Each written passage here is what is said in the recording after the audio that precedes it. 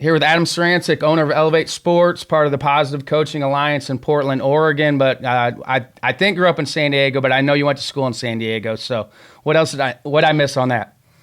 I'm no longer affiliated with Positive Coaching Alliance. I was a nationally certified impact trainer for them, and then COVID kind of took the program sideways or whatever. Yep. So yeah, Elevate Sports Academy is in Portland, Oregon, and we train student athletes in career and college counseling, nutrition, physical conditioning, and sports skills. Yeah, so we do that for middle schoolers, high schoolers, and college players. And you went to school in San Diego, obviously. Did you grow up in San Diego? No. So undergrad, San Diego State, law school, University of San Diego, graduate school at Western Oregon University. I grew up in Southern California at a time when it was a good place to play a lot of sports and to be around a lot of really high-level coaches and players. So the league, youth baseball league I was in, I played in an all-star team with major leaguers like Jamie Quirk, who was a catcher for 18 years in the major leagues, and coach in the major leagues for 30 years, and then played in the league with Gary Carter. He and I were the only two sophomores that made varsity in our league. So a really good time to, grow up with a lot of high quality athletes. And then I took an interest in coaching really early on. So having Rod Dato at USC and Augie Garrido at Cal State Fullerton, and I always tell coaches, if you want to be a good coach, you need to watch other coaches in other sports. So, John Wooden in basketball, and so you just pick up so many things being around coaches like that and watching them do what they do. So, yeah. Gary Carter was one of my idols growing up, by the way. Yeah. I was a catcher growing up, so Johnny Bench and Gary Carter were like my idols growing up. Yeah. He had the same energy as a high school player that he did all the way up to the time he coached. But it was a pleasure to have people like that as something to model your game after. He was really, really good. We were at the same level until about our junior years. And then I was still 5'11" and 175 pounds, and he was 6'1" and 205, and Jamie Quirk was 6'4" and 195. So after that they took their paths to a different level. Yeah. At what point was it like, okay, coaching is what I want to do? Pretty much. So my story is that my family owned a small business, and so I had to come home on weekends to work at that business. So it was not a choice. It was a great way to learn a lot about business and life lessons and things like that. So I had to be within a 2-hour radius of our family business. So I got a scholarship, an academic scholarship for tuition and books to San Diego State that had a good business department. So Monday through Thursday, I worked at a sporting goods department in a department store. And on Friday, Saturday, Sundays, I worked at our family business in La Habra. So just, very close to Cal State Fullerton, so we say. So I tried out for the baseball team at San Diego State, and they said, well, we got good news and bad news for you after 2 weeks. The good news is you're the best outfielder we have. The bad news is we're not allowing any freshmen still to play. They had a tradition up to them that you had to go play 2 years at a community college. So they said, if you want to go and do like the rest of these guys and play 2 years at a community college. And looking back on it, I probably regret it because I went into law and I didn't really pursue to any great extent what I, got the first 2 years out of San Diego State. So I probably should have played 2 years at a community college and then come back and played, at a 4-year. So since that time, after that, I started to say, well, if I'm not going to play, I'm a coach. And so I didn't coach right away. I started my own business. Well, I practiced law for 8 years and started my own business, but really about 1979, 1980, I started coaching. Yeah. So what was it about law where it's okay, you put 8 years in where it's like, okay, I want to pivot from being a lawyer? Yeah. So basically, in many areas of the law, it's about billable hours and making the firm money. I was a civil litigation attorney. the presiding judge of the Superior Court had a philosophy that you either settle or your trial will be in my court. And good luck getting a fair trial. Criminal trials had priority. So, you would work really hard on a file for a couple of years, get it ready for trial, and basically be required to settle all of them. So it just wasn't worthwhile. Loved law school, certainly learned a lot, in that process. But as far as devoting my life to the practice of law and civil litigation is just not something I wanted to do. Yeah. You've been married for 43 years, correct? 48 years. 48. I mean, what's the key to maintaining a relationship for that long? Because you just don't see it as much anymore. Right. You need to wake up every day with your primary goal to give your life partner, my wife in this case, joy in some small or larger way. It has to be your highest priority that you bring some level of happiness and joy in some extra way to her every single day. That's as much as I can tell you. That has to be your priority. We got Mother's Day coming up. We got Mother's Day coming up, so yeah, it's a good. Yeah, exactly. Just to get a little bit serious with you in that regard, I always tell coaches, you know what? If you take, and when I do coaching clinics and podcasts, things like that, if you take all of my advice and all of the people that have done it for a long time and have done it right, you're going to get to be a really, really good coach. That's the positive outcome. The dangerous outcome is you're going to be promoted and your time is going to become, the more of demands of your time are going to be there by the administration, the boosters, et cetera, et cetera. You need to make sure that your family, who loves you and not your job, gets the best of you, not the rest of you. Okay? You want to make sure that all this time and effort you're putting into your coaching, you're putting at least as much, if not more, into your family time. Don't give them the remainder or the leftovers. Keep them the priority. All right? And it's the same thing with your marriage. Yeah. I mean, what are some, you can say that, keep them the priority, but it's really high stress, you spend a lot of hours. What are some other tips you tell them about trying to also keep your family a priority? Right. Well, a lot of the things that you do to become a successful coach, you can do to become a successful life partner and father and things like that. And what I mean by that is, for coaching, we got to be good at delegating, right? We got to be good at time management. We have to be good at setting goals and priorities. Well, it's the same thing with your family, okay? I ended up getting into residential real estate, admittedly for that reason, because it gave me the flexibility to still prioritize my family while at the same time, managing the coaching side too. But along the way of coaching, you have to have a lot of really good help. I mean, they don't all have to know the same, level about how to coach baseball that you do, but you need a lot of help, because if you don't, you're going to spend a lot of time doing administrative things, setup things, etc., that could be done by other people, and it's going to take time away from your family. Yeah. And you work with other sports besides baseball. What are the similarities with coaching some of the other sports too, and what are some of the differences? Yeah, the similarities is everything it takes to be a good coach in baseball. As far as the teaching process, it's the same. I don't care what you teach. All right, you gotta break it down. You gotta scaffold, building block, know when to progress, know when to regress. You got to take the implement out of their hand. Okay, so in baseball, you take the bat, ball, and glove out of their hand, and you start with dry mechanics, with stationary, and then you dry mechanics with some movement. But first, all that is without anything in their hand. Okay, so it's the same thing if you were going to teach basketball or soccer, whatever. You need to teach them how to move first. Okay, the difference in baseball, and we may get into this a little bit later, is, in my opinion, there's a lot more bad information out there that coaches are using, and some of it comes from their own childhood, that what they were taught is not necessarily correct. And they may know how to play the game, but the way they think the game is done, as far as mechanically, is really not correct to throw a field and hit a baseball.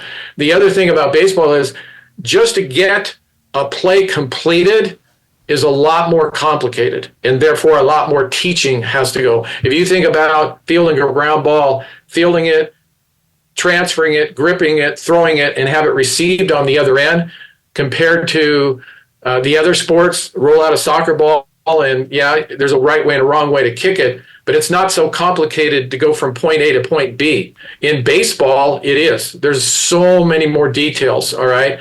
And that's why it's so important. Soccer would be like you get the ball, but then there's a specific area that you have to kick it to rather than just the open field.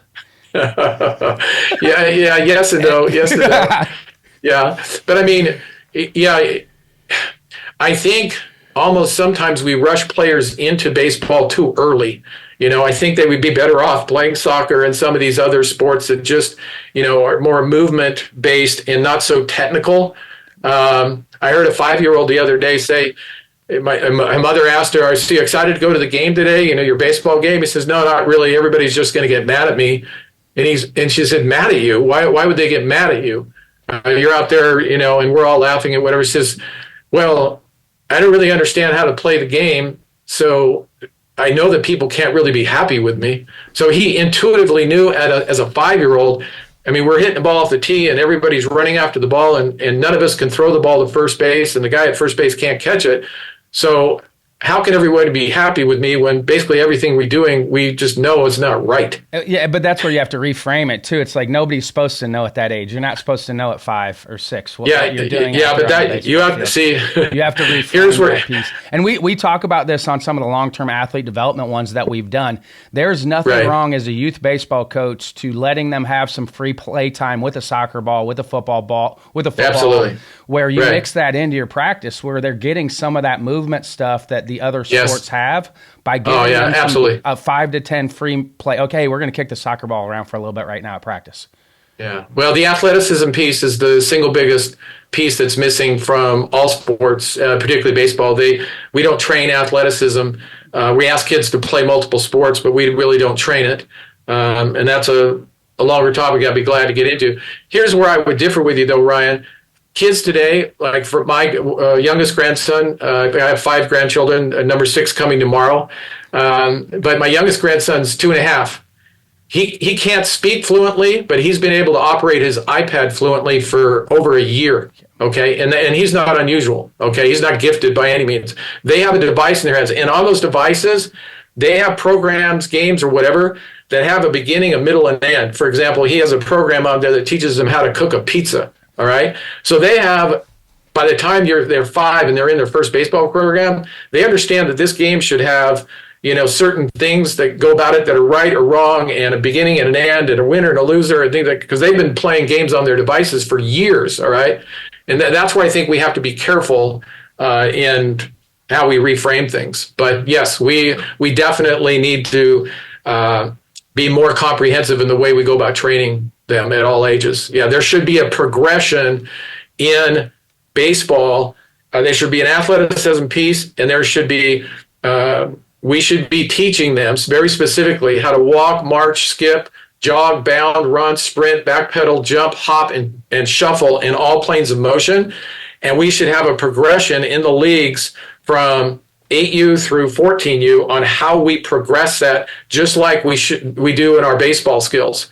And, in my opinion, the best athletes have the ability to be the best players, but we don't train athleticism. We just assume that playing multiple sports is going to be enough to maximize your development as an athlete, and it's not. Yes, it's just not.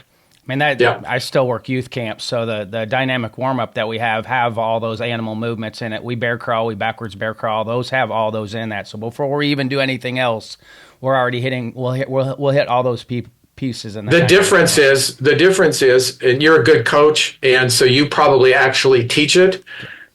I spend a lot of time going to sports of all ages and baseball games and practices of all ages.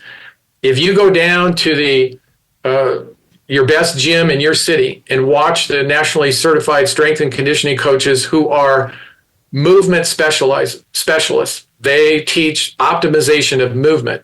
If you watch how they teach it, okay, you realize that what goes on in a dynamic movement routine at a sport is wholly incomplete. It is not.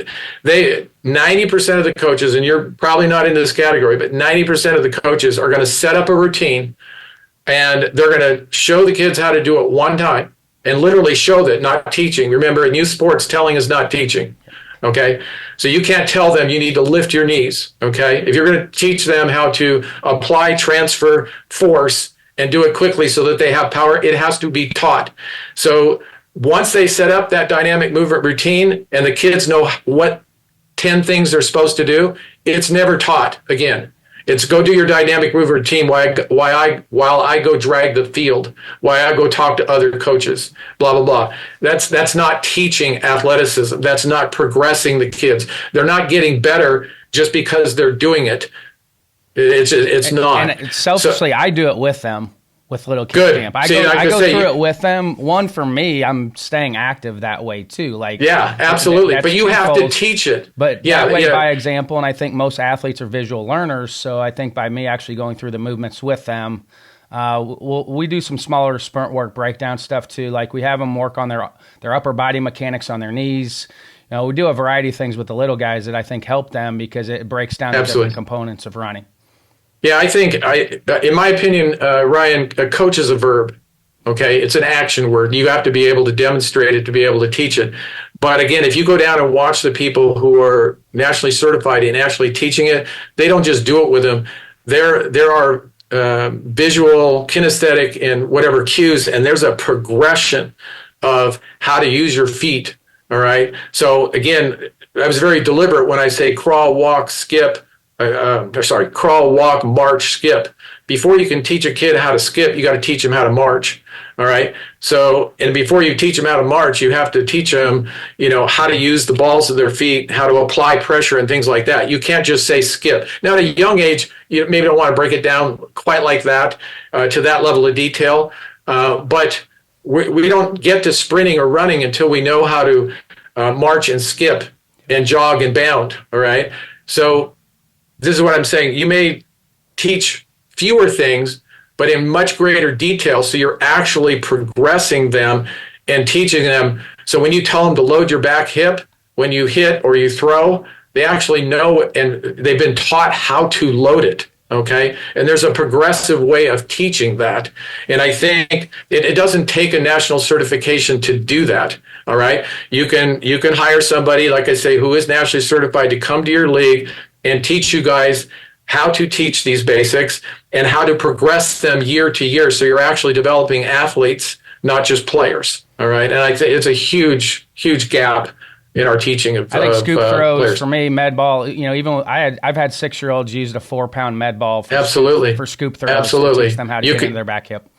Absolutely. And there's games and things that, for example, running up a hill, all right, that teaches them, or starting a sprint, face down, doing the games of chase and tag, where one player is in front of the other, they're both lying down. When the first one gets up to go, the other one chases them. Well, just starting in that face down, lying down position and starting your sprint there teaches you how to dig into the ground, and you get a kinesthetic cue from doing that. So you can have fun with games of chase and tag. It doesn't all have to be verbal cues. Again, it can't be, because telling is not teaching.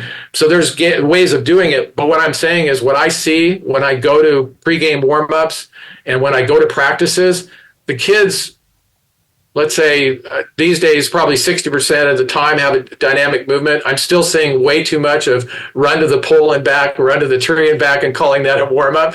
But you're right. A lot of the times they do have a warm-up, but there's no coach out there progressing them. And the problem, Brian, is nowadays they play more games than practices.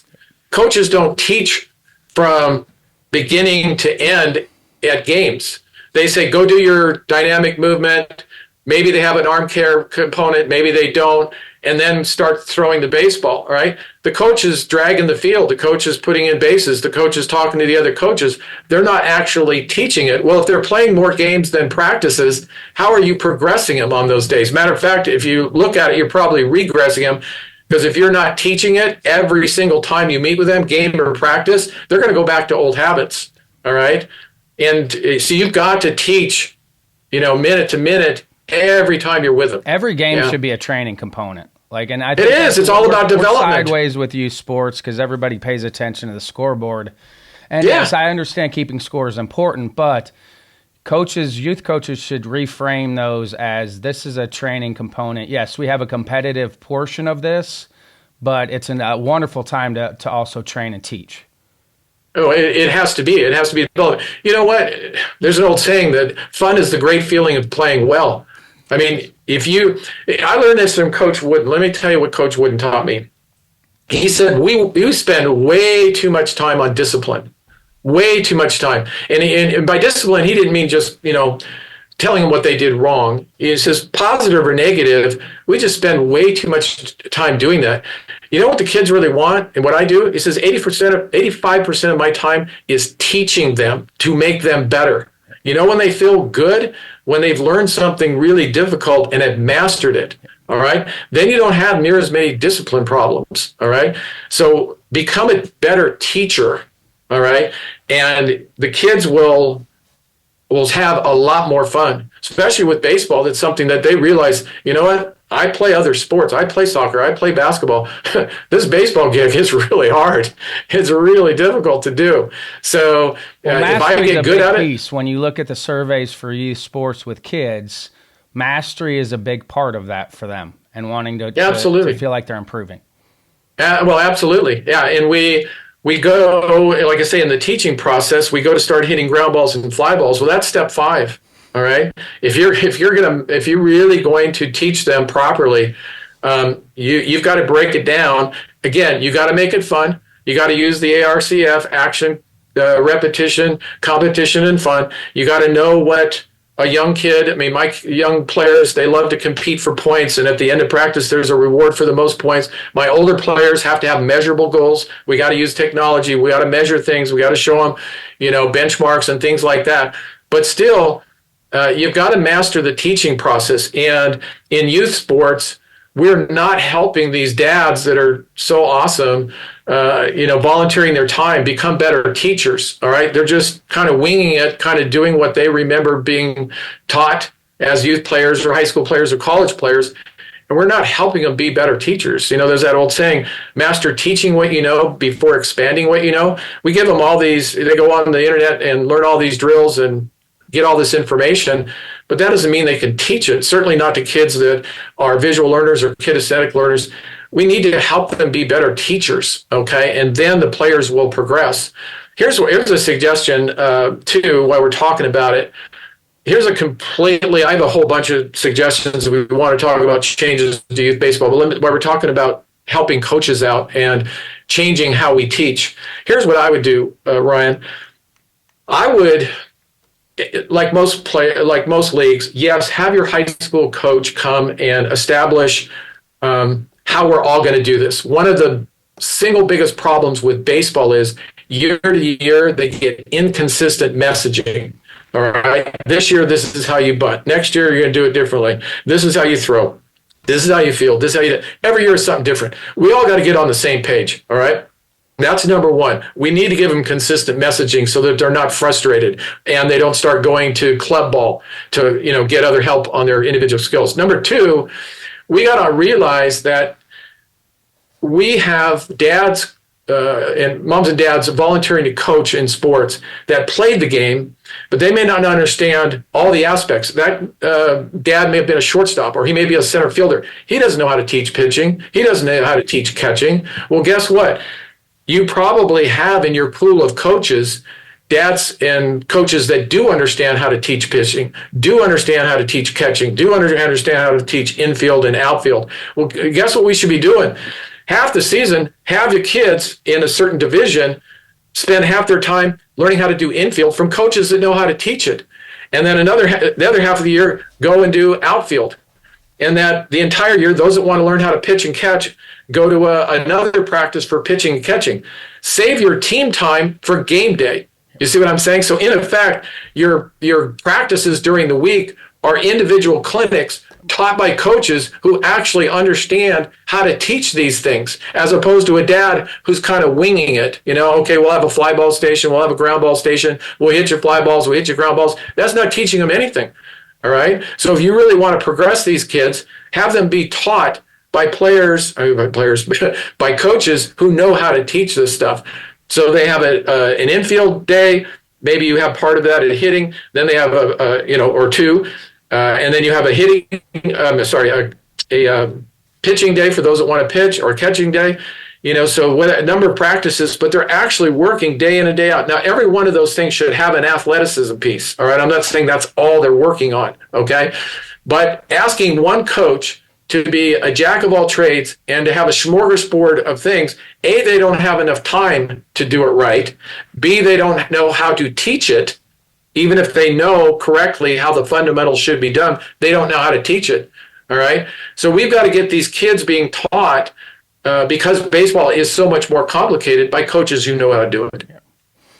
Yeah. And, you look at some of the research can kind of go round and round with that, as far as when kids do find mastery, or, certain drills that are okay to do, even if they don't know how to do them from an external standpoint. And you look at some of the research out there now that kids move differently. So you might have to teach some kids differently than you teach other kids, just because they move differently than other kids. So that, you can get in the weeds on a lot of that stuff, because you can go in a lot of different directions. I don't think it needs to be that complicated. Yes. I don't think it needs to be that complicated.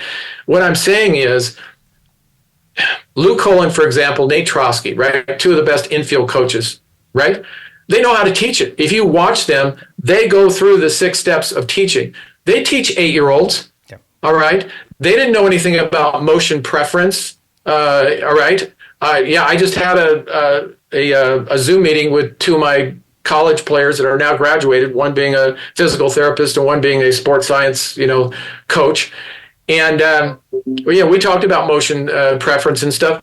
But here's what I would say. We need to learn about that. We need to always look to get better as coaches. But at the same time, we can't discard all the years and decades of experience. I've been doing this for 44 years. I've progressed every kid that's come to me with a teachable spirit and a growth mindset. All right. Just because I didn't know motion science doesn't mean I did everything wrong. Okay. Same thing with Lou Colin and Nate Trotsky. You can't tell those people, I'm sorry, it's going to get too detailed now that we know about motion preference. No, I'm still going to coach 8-year-olds, and I'm still going to do it really, really well. That's what I'm saying. If you take the basics of what they teach, say in infield play or throwing mechanics, you can use that in your leagues, all right? It doesn't have to get too complicated. You do what they do, but learn how to do it and do it well. We're just asking dads and moms that played the game to go out and teach it to kids. And the difference, Ryan, is kids today have alternatives. You know what? I came home every day after school and went down to the schoolyard and played baseball with my friends. And when I didn't, I took a broomstick and a rock and hit rocks over the back fence into the field behind me, okay? Kids today, they have 1,000 other things that they can do with their time, all right? So if you're going to ask them to play baseball and you're going to ask them to stick with baseball, you better be teaching them and progressing them, or guess what? They're going to go play lacrosse by the time they're in middle school, which is what's happening. In a lot of areas, baseball is, participation is declining because kids have choices, and we're not making the game interesting to them. All right. And your forum on youth baseball brought up a lot of good points. I have a lot of others I would like to add, but it's boring to them. It's not engaging to them. And so they're choosing other sports. Yeah. And you can get a lot done without hitting a ball to a kid. Just put a ball in their glove, have them work on their footwork, use cones, ball and glove. If you don't have cones, you can put baseballs on the ground. And for me, that's always the best place to start with little guys, is just put the ball in their glove. That way they're not having to actually worry about catching it, so they can worry about the balls already in their glove and make their throws and focus on their throws that way.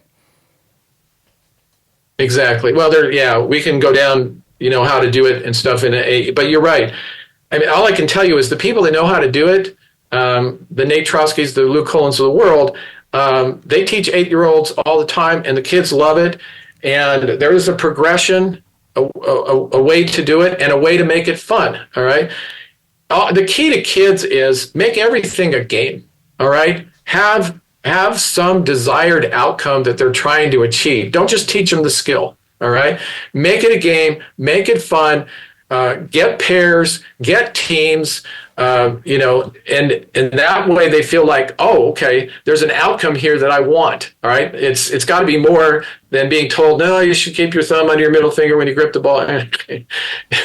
Put the stripe on the ball, they'll grip it just fine, and then make a game out of it. All right, and they'll be fine. Here's another tip for young teaching young players that I think is constantly overlooked. We're so into the how-tos in baseball that we get into this habit of immediately telling a player what they should have done. In effect, telling them you're not doing it right. Okay, so you've talked about this a lot on other podcasts and things like that. That you shouldn't do so much telling as asking. But when you ask, here's what is not brought up a lot: start with a positive. What did you do right? Okay, have them feed back to you constantly what they did right. Before you say, okay, now what can we improve? Tell me 3 things you did right, all right? And having them tell you that is even more powerful than you telling them. Yes, you should keep your comments 99-1 positive. Okay, we all know that's from the beginning of time. But having them tell you, so they'll throw a ball and it's they threw from short to first and it wasn't accurate, and they'll say, oh man, that stunk, and they're really upset with themselves. All right, but you say, okay, slow down, tell me what you did right. Did you catch the ball? I mean, at a very basic level, yeah. Did you grip it well enough to throw it over there? Yeah. Okay, so constantly building up their self-esteem by reminding them what they did right is a huge key. Every time, for example, Ryan, I end batting practice, whether it's at the game, pregame warm-up, or at a practice, I end it by saying, take that one with you. In other words, remember that line drive. Remember that bomb that you just hit. Take that with you home, if it's a practice, or take that with you into the game. Leave that in your mind. That's powerful. That is absolutely powerful. It sends a positivity message to them. You know what? I'm good. I'm doing a lot of things right. I can get better, but I'm doing a lot of things right. So I always tell them, every day, take your best throw, your best catch, and your best hit home with you. And before the game, take those 3 things into the game with you. So you're starting the game with a positive mindset. So those are some tips that I think get left behind sometimes. I constantly reinforce when they make adjustments with the young players, boys and girls. When they do make an adjustment, they do it right. I go nuts. Like, we high five, we chest bump, like, just so they know that, okay, I made an adjustment there. It worked out the way it's supposed to. And just to kind of emphasize that piece of it too. Yes, here's what you're doing right, but hey, you tried this, you made an adjustment, it worked out. So trying to really push that growth mindset with them, that it's okay to fail. We don't talk about failure, we talk about learning. And when we do talk about that, that's the beautiful part of baseball, that it is difficult, but you have the ability to overcome all these things and make adjustments. Exactly. Kids today are really hard on themselves. I mean, we've always been, but they're really hard on themselves. So we got to be careful in baseball with our thousands of details that we're trying to teach them, that we start with the positive over and over and over and over again, and let them tell us the positive, in addition to let them tell us what they can do better. And in addition to, remember, they're not relationship people either, okay? So they need to learn how to give feedback to their teammates and to be a good teammate. So how to hold their teammates accountable in a positive way too. So these are all the life skills that we teach by focusing on the positive and getting them to be verbal, getting them to understand the relationship dynamic too. Yeah. What would you have added to the forum episode? What would you added? What pieces would you have added to? Oh gosh. Well, so I'm asking. There's a lot. Okay. You have to understand how I think, first of all. There are things that I think the league should do. There are things that I think the coaches should do. There are things I think the players should do. And there are things that I think the parents can do. All right. Each of those things, Ryan's probably an hour and a half or 2 hours to talk about. All right. So let's just, pick one. We'll pick, and I would love to come back and talk about it. Trust me, but I've got a lot to say about all those things.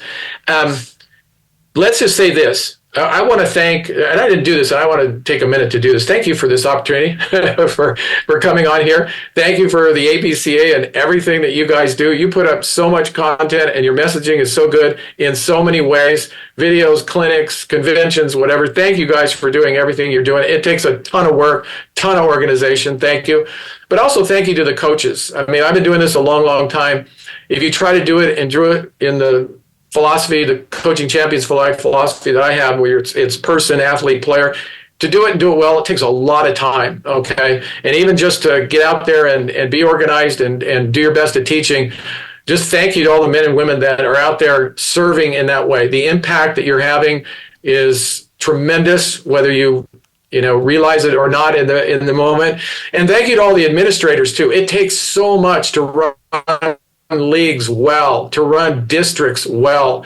And I don't think those people get thanked often enough. So just thank you. So anything that I'm saying here today about maybe it could be improved or whatever, I don't want to be calling these people out because they're putting in hopefully nobody. a ton of time. I don't think anybody that listens to this. We don't call people out. We're having a open conversation. That's right. That's right. Calling anybody out. We're all trying to help baseball at every level. So let's have an open conversation about it. And it's not calling anyone out because everybody at the end of the day, I think, is trying their best to do what's best for the kids. And so, yes, we're going to have an open conversation about whatever's going on right now. Right. All right. So you jump in, at any time here, but just understand how I think here. And I will just start with the league perspective because the panel that you had really so well qualified, and they're from coast to coast, and they brought up so many good ideas, and they had so many great insights about what is being done and what's occurring and how it can be improved. The thing that I don't think was emphasized enough just at a ground level basis is if the coaches know that these things are being done and could be done so much better, and we could make these changes to the way the game is played, at a young level, et cetera. If the league doesn't buy into it and it's not done consistently throughout the league and year to year, so the kids are progressed and they're getting consistent messaging, all the great ideas in the world are not going to work. All right. So I think the league needs to buy in to this stuff. For me, again, I've got a person, athlete, player philosophy, all right? We are here to teach, we coach people, not sports, okay? It's the quality of the person, not the player, that's the most significant outcome. We're trying to teach life lessons within the game for beyond the game, and in my opinion, they should be taught proactively. We know baseball is a game of failure, and you learn by adversity, but I think proactively, we can do so many things to help these kids relate what they're learning in baseball to their lives as sons, brothers, students, etc. Okay, and I think there are ways of doing that, and I think it's very powerful when it's done. All right, and there's a lot of ways to do that. So, but first, we all know the foundation for teaching is a connection with the person, right? So that's why that's so important. You got to connect with the person, and coaches that have done it for a long time know the expressions of appreciation that you're going to get years later from your players not going to be about the wins and losses. It's going to be about how you made them a better person, okay? And even if you don't have the opportunity to do it for many years, the impact that you can have on one player or one team, the ripple effect can be tremendous, can be exponential, right? The old saying is, to the world you may be one person, but to one person you may be the world, okay? Meaning that I may not have been the best baseball player, but what I learned in baseball, I'm now using as an orthopedic surgeon or whatever, So I think we got to take time to reestablish what our mission is as leagues, okay? Why do we exist? When it's all said and done, what did our players get? What did our teams get? Who are our coaches that they can take on with them throughout the rest of their lives, okay? So in other words, it's got to be more than just about the what and the how. It's got to be about the why. And the reason why the why is so important is that it's visceral, okay? It connects to the part of the brain that it controls behavior, not just language. And when people buy into that, they may not be able to explain it, but all of a sudden it defines who they are and why they are a part of your organization. And now they work hard, they're loyal, they promote, et cetera, okay? So the leagues got to buy into this, and then they've got to also buy into the fact that if we're really going to make them better players and we're going to help them play well in multiple sports, we have to have this athleticism piece, okay? And then third, and again, there's a way of going about that, et cetera, et cetera. And third, we need to make this game more engaging for these players, okay? They're bored. They're not being taught enough to really, in the right ways, to get them to progress, to make it fun for them, like other activities in their life. So here's 6 things, all right? I kind of covered the first part of it quickly to kind of summarize to get to this point. Here are 6 things that I would do in youth baseball that maybe wasn't discussed exactly this way to make it better, all right? Number 1, I wouldn't be so tied to age when it came to progression. All right, like I say, Jamie Quirk and I, we made the 11 and 12-year-old level as 9-year-olds. All right, I made a high school varsity team as a sophomore. That kind of thing. I'm just saying that we shouldn't tie it to an age. It's the same thing in training. You're not ready to do certain things because of your chronological age. It's really about you and your body and your level of training and development. It should be the same thing with baseball. We should have different development levels. So in Oregon, we do one thing right and one thing horribly wrong. Our main program here is Junior Baseball of Oregon. We have a national level, an American level, and a federal level. National lowest, federal the highest. And we take those teams and we play at those levels throughout the county, all right? The problem is everybody plays real baseball. Well, guess what? The national American levels are not ready to play real baseball, okay? They can't throw enough strikes. They can't throw anybody out at second base.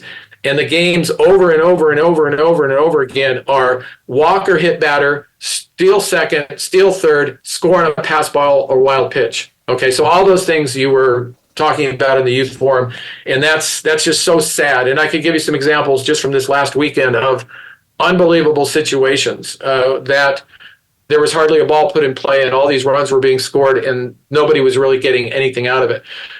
Leagues need to objectively look at every single game every year, because this may need to change every year depending on things.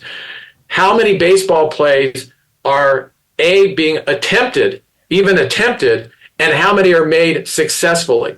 If you actually count the number of balls that each player on the team is actually fielding, all right, getting touches, you'll see why they're leaving baseball. You go play soccer, you go play basketball, you're touching the ball all the time. In baseball, you may touch it in a game twice the way it's currently being played, all right? So the first thing that needs to happen is we cannot have teams playing real baseball who cannot throw strikes and cannot put the ball in play, all right? We need to developmentally separate them out, all right? Secondly, we have to have, at least for part of the year or part of the game or whatever, we need to have no strikeouts, no walks, no stolen bases. We are putting the ball in play with every batter. Every batter needs to put it in play, all right? And that way, a baseball play is going to have to be at least attempted with every single batter. All right. And by the way, that might be soft toss for a kid. Like that's whatever, and that's okay. Like and whatever, okay. It needs to be put in play. Yes. Okay. And there should be no sitting on the bench. All right. And I love speedball. I love the concept of speedball that you guys talked about. I'm familiar with it, but I don't think it's necessary to reduce the size of the teams. I understand there are 12 players. Bottom line is you can be creative. You can have 4 outfielders, 5 infielders, or you keep players as a backup to first and third, and then every 2 batters they go play a position, okay? The thing is, you need to keep them engaged. So every batter hits the ball. I'm not saying pitchers don't pitch. Give them 3 pitches. If the ball's not put in play, then it's hit off a tee, it's soft tossed, it's coach pitch, whatever. But these kids need to make a baseball play on every play. Every batter needs to bat every inning. This idea of being out there, in the weather for 2 hours and getting 2 or 3 at bats, that's not fun. It's like test cricket. Yeah. We should have kids out there batting 5 times minimum every game, and they should be touching the ball 6, 8, 10 times every game. And they should be rotating into positions, which most coaches do. But that way, this level of engagement is something that now makes the game fun. So how long do you do that? Well, okay, you can do it for, if you had a 2-hour game, let's take the first hour and a half and you do it that way, and then the last half hour you play. Or let's play the first half of the season that way. Or you play the whole season that way and it ends in an end of the season tournament. The bottom line is there's a lot of creativity that could be happening to keep the kids engaged. The other points that we talked about are equally important. You need to get these kids taught by by coaches that understand how to teach, all right? And they understand how to teach the position the way it should be taught. High school coaches don't want to reteach when the players get to high school. They want to simply refine. So yes, they should come down, have many clinics, establish their systems at the lower levels. They do that in other sports. They do it in baseball to some extent, not near enough. They might have one coach's clinic, They need to do it more often. But regardless of that, whether they come down and do it or not, you need to have coaches really coach things that they understand how to coach and teach, okay? Not just understand how to field a ground ball, but how to teach it. We need to help them both, all right? And then, like I say, we need to make sure that they have a person, athlete, player philosophy so that we're incorporating the athleticism piece into every time we meet with them. So those are some of the basics that on a league-wide thing that I think need to be done that aren't done often enough. And I watch a lot of games. When your article on Inside Pitch just touched on a lot of that. Is baseball willing to change? Yeah, the article that I wrote, unfortunately, they always have their limitations as far as what they can print. It's so funny about that article. They cut a third of it out, and the one line that they added to it, and they edited and added to it, was completely the opposite of the message that I was trying to get across. They said, and all-star teams, are a good way to do this. And my thing is, no, they're not, because all-star teams might only last 2 weeks. If you're really good, you might have it for 2 months. A lot of the leagues talk about that, how early all-stars start. And so the leagues basically shut down, and they've got all, especially certain parts of the country, they're missing a lot of good weather opportunities because all-stars starts way too soon. Yeah, but it may not last that long. It's double elimination. You might lose your first 2 games and you're out. So if you're waiting till All-Star to start teaching the kids the way they should be taught, you're prioritizing the elite at the expense of everybody else. Need it as much. That's the thing. Like the All-Stars are going to be more advanced, so they don't need as much as the kids that didn't make All-Stars. Right, exactly. Well, here's some things, I should probably give you the guidelines, too, that I gave in the article. I'll just say it real quickly. Let me give you the guidelines for whether you agree with my specific changes. If you're going to make changes, here are 5 guidelines that I think you should pay attention to. Number 1, as we've talked about already, in the minds of the player, do the changes make the game more fun? Okay? In other words, if you're that age, are you excited to come back tomorrow and do it again? Okay? Number 2, do the changes consistently, actively and consistently engage more players? Okay, we want more involvement, not less. There's too much standing around in drills. I have a saying that if you have more than 2 or 3 players at a station, you have a line, and if you have a line, you have a design flaw in your practice plan. All right, so it needs to actively and consistently engage more players. Number 3. Do the changes result in better player development, not just team development, okay? These kids are going to private coaches because they're not being developed on their teams, okay? They're not getting skill development. They're learning how to play the game better. We're working on bunt defenses, first and thirds, etc. All very important, but they're really, until they can throw a field and hit a ball, none of that becomes near as important, all right? So we need to make sure that player development is happening, not just team development. As we just talked about, number 4, do the changes make the entire league stronger, top to bottom, not just the top level or the all-star team or whatever, but are the kids in the entire ability spectrum being developed? Are all the levels being developed? And within every team, are we progressing the one with the least amount of skills as much as we are the most, or vice versa? Sometimes the top skilled guys are going to play club ball and getting private,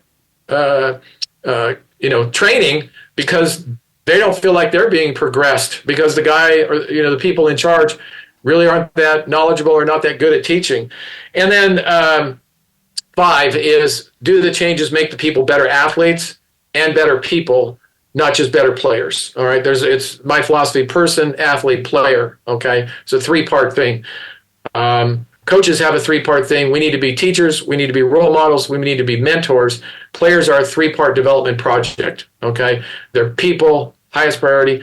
Athletes, once you connect to the person and you develop the athlete, train the athlete, you can then have the best chance of developing the player. All right, so those are kind of the benchmarks I would use in leagues when they're making their changes to make sure that they're going to be, for benefit of the game. How'd you get to Portland? How did I get to Portland? So we decided that in San Diego, if you had to leave before 7 o'clock to get to the beach to have a spot, and leave prior to 2 o'clock to leave the beach to get home without sitting in an hour or two of traffic. And on a Tuesday, we had a favorite lake that we went to, and the traffic around the lake was basically bumper to bumper. I think this was 1987. 80,000 people moved there. So it's like, okay, we're West Coast people. We can't enjoy life down here anymore because it's getting so crowded. Let's go check out. So we visited Seattle, we visited Portland, and a lot of other cities. And we actually ended up in Bend, Oregon. And so we did kind of the Central Oregon thing for a while. And then both my daughters are adopted. And so we wanted to adopt a second daughter or a second baby. And to do that, to have the best chance, we needed to relocate from Bend to Portland. So that's how we got to Portland. Yeah. I took one of my official visits to the University of Portland. So this has been 1992. Yeah. Still one of the cleanest cities I'd ever been to. I grew up in the Midwest, so yeah, I know you did. It was like being on Mars when I got off that plane, being in Oregon. It was like nothing I'd ever seen before. Yeah, it's a unique place. I think the entire country is awesome. There's just so many places. There's just so awesome. Everything has its benefits, but I think the thing that's unique about Portland is you go an hour and a half one way and you got the coast and the beach and all the beaches. You go an hour and a half the other way and you've got the mountains and the lakes and the rivers, and rivers are throughout Portland and stuff. So you have kind of everything you want from it out. So if you're an outdoors person, you have everything you want very close. You don't have to travel very far to get a lot of the best of the outdoors. Yeah. Do you have a fail forward moment, something you thought was going to sidetrack you, but looking back now, it helped you move forward? Was getting out of law a fail forward moment? Yeah, absolutely, for sure. I was going to say that's one. I've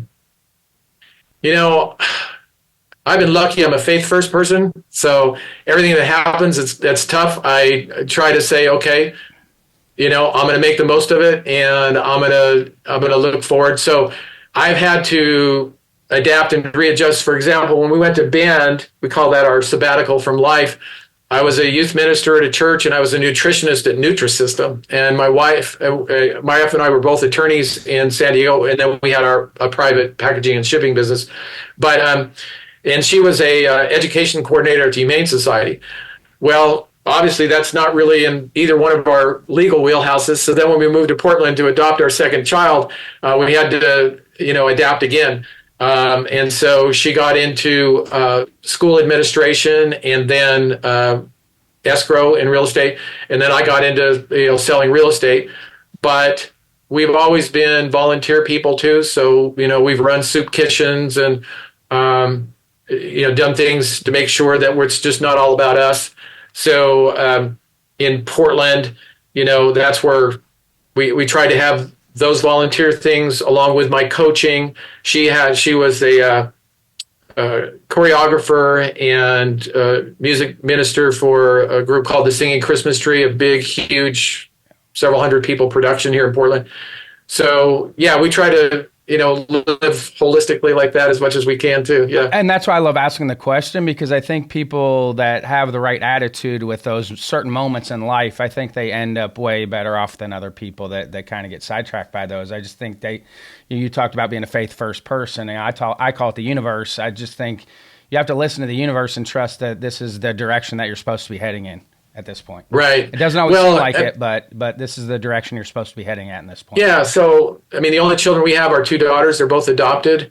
And there's a lot of challenges that go along with that. Parenting is tough today to begin with, but, adoption adds another layer. And so then when you have to adjust to different careers, like I say, we were attorneys, then we were private business owners, then we were, youth ministers, nutritionists, and education coordinators. And then I became a teacher too. I got my teaching master's in teaching late, so I taught business classes at a high school as well. So I just think we continue to learn and we take on challenges, and the goal of every day is to make life better for people who don't have it as good. I mean, that's always been our philosophy, and I think we try to do that as parents, and I certainly do that in my coaching. I mean, that's the whole message. We need to, like I say, teach lessons within the game for beyond the game, and it's all about 2 things: A, helping people who are the less fortunate, the poor, the hungry, the homeless, and making the world a better place. When you do those things, you become significant. All right. So that's always been my philosophy. That's what I've tried to, mentor and be a role model to my players. And it just it's because of the hardships that I've had, along the way, for sure. Yeah. You talk about dealing with the person first. I mean, is sleep and nutrition? We talk about sleep and nutrition on here a lot. Are those the 2 best places to start when you're focusing on the person first?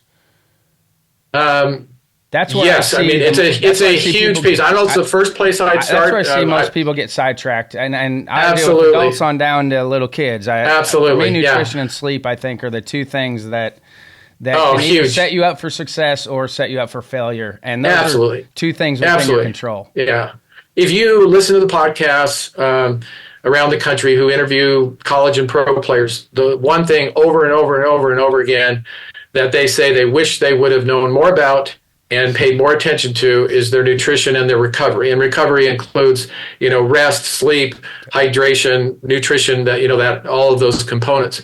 But yeah, absolutely. Absolutely. Hey, you mentioned with your grandkids getting on the devices early. And I mean, for me, there's a lot of research out there about why you should not do that. Like just the earlier. Yeah, absolutely. Yeah. Well, keep in mind, I'm a grandparent. I know. I don't control that. All right. All right. By the way, my daughter, my wife was very dead clear. set, and my mother got my kids devices earlier, much earlier than my wife wanted, but grandma wanted it. So, my daughter's very clear about where they're doing great, and it didn't really affect them much, but my wife was not pleased with that. Yeah, my daughter is very clear about the boundaries of what I'm allowed to do and say as a.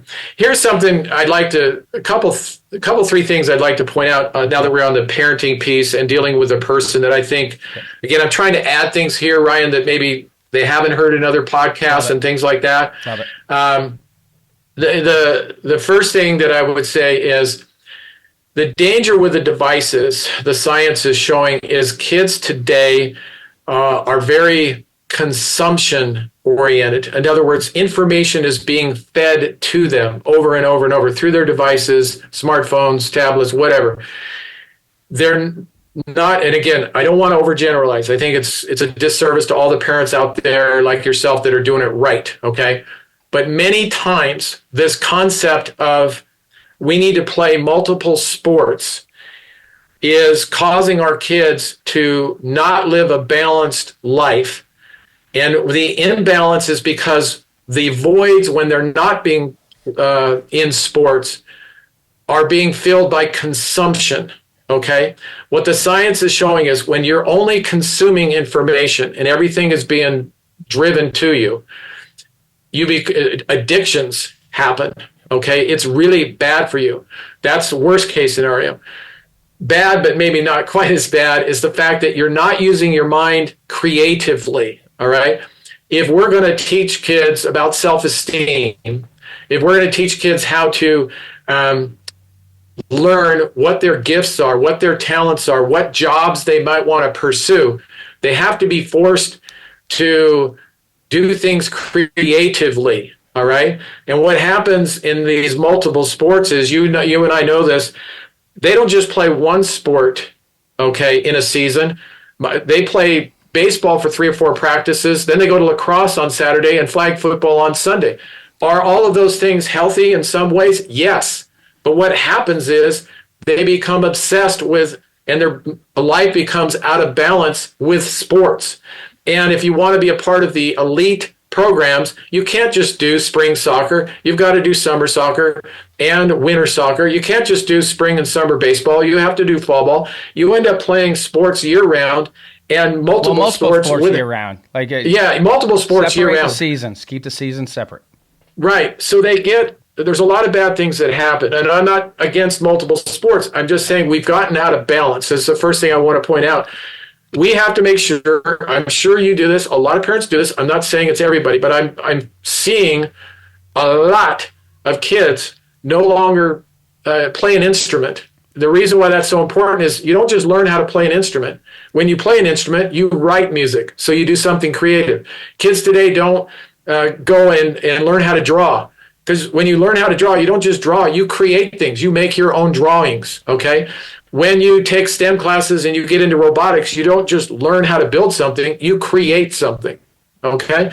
In all of these creative activities, all right, you develop a positivity, a self-confidence, and a learning about skills that will translate to later in life, all right? What do we do now? And translate to playing well in sports, too. Oh, well, absolutely. Absolutely. Yes. Absolutely. But the problem is we're so obsessed with sports and the professionalization of sports that we've got kids thinking that their self-esteem and their self-worth is tied to how well they do in sports.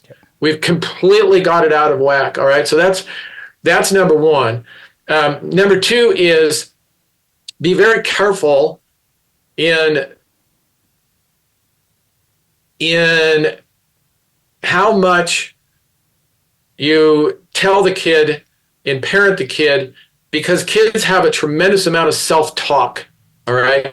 And a lot of it is negative. And if you're constantly telling them about what they should do and shouldn't do, and that far outweighs the positivity, just saying I love you isn't going to make up for it, okay? You've got to really be careful, especially before and after games, all right? Don't let their self-worth be tied to your opinion. Okay, so be careful what you say immediately before and immediately after a game. But just generally, I don't think parents realize how much self-talk a kid has and how much of it is negative in here. So they really got to make sure that the messaging over and over and over, just like coaches, we got to make sure we tell them every day, not just what they could do better, but have them tell us what they did right.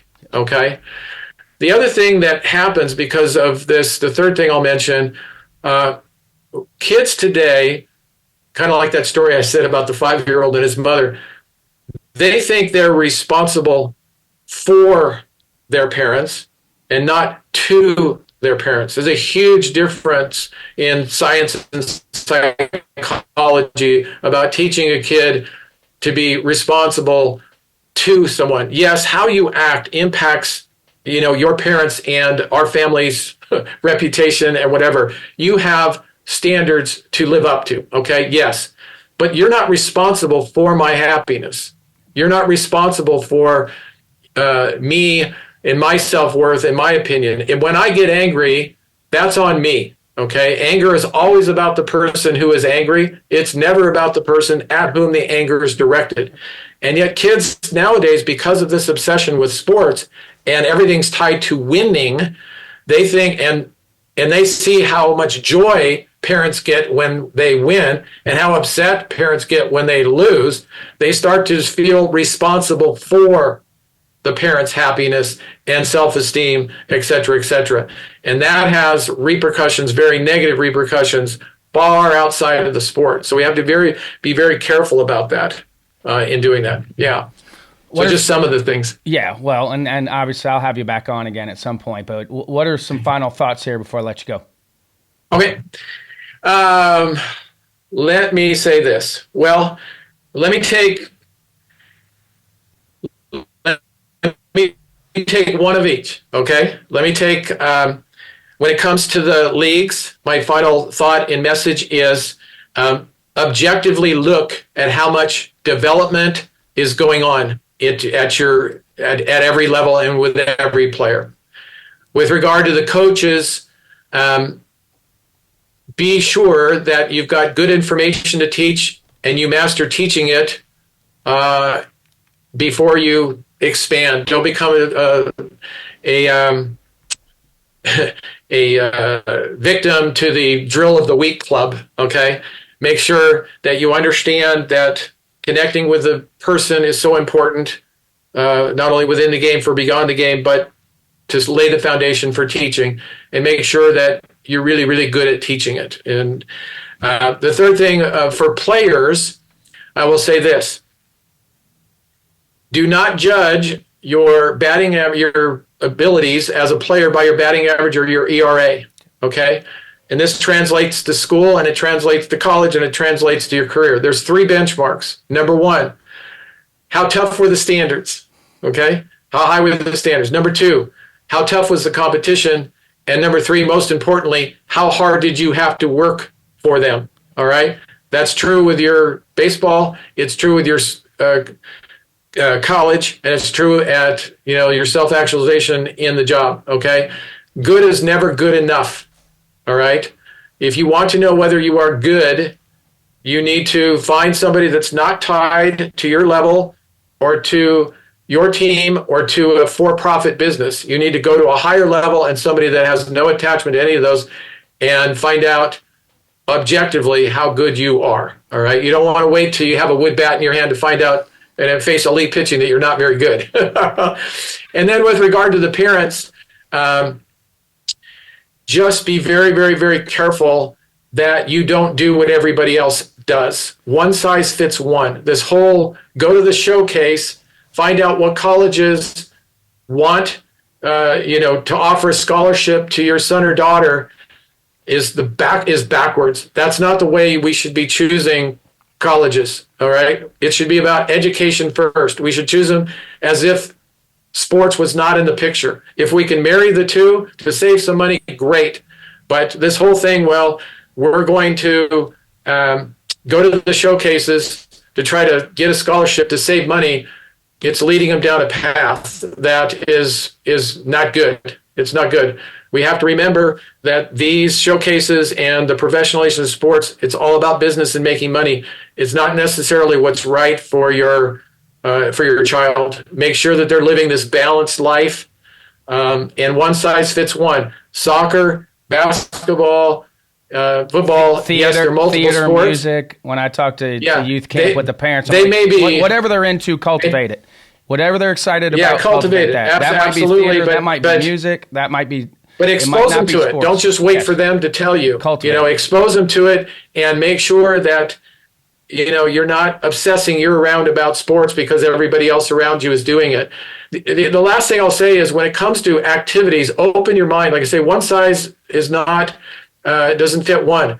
The best activities are not necessarily the traditional sports for young players. Martial arts, swimming, gymnastics, rock climbing, things that use the mental as well as the physical, and there's nobody sitting on the sideline, and you're using your upper and lower body together.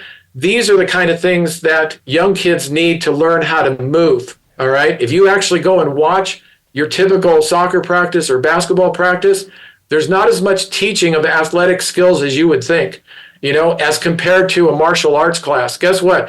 There's no bench in a martial arts class, and they're using their mental as well as the physical. So again, open up your mind when you say they need to go out and play multiple sports.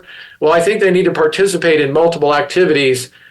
I'm not sure if your concern is developing the best athlete, that the traditional sports in the way they're taught or participated in is the best way to do it. Well, from a proprioceptive standpoint, those other sports are better for young kids from proprioception and learning how to move their body in space. With gymnastics, martial arts, they learn how to control their body in space better than the other sports, traditional sports. Absolutely. And, some of those things, kids just get so much more engagement out of them, right? There's nobody sitting around in a swim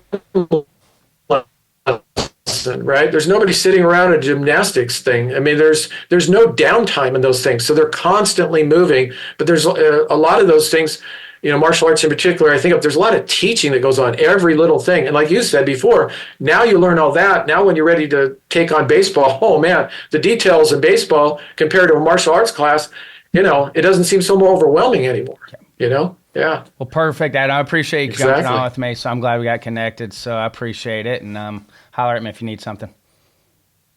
Oh, please have me back again. I love it. You can tell this means a lot to me. It's a life's passion.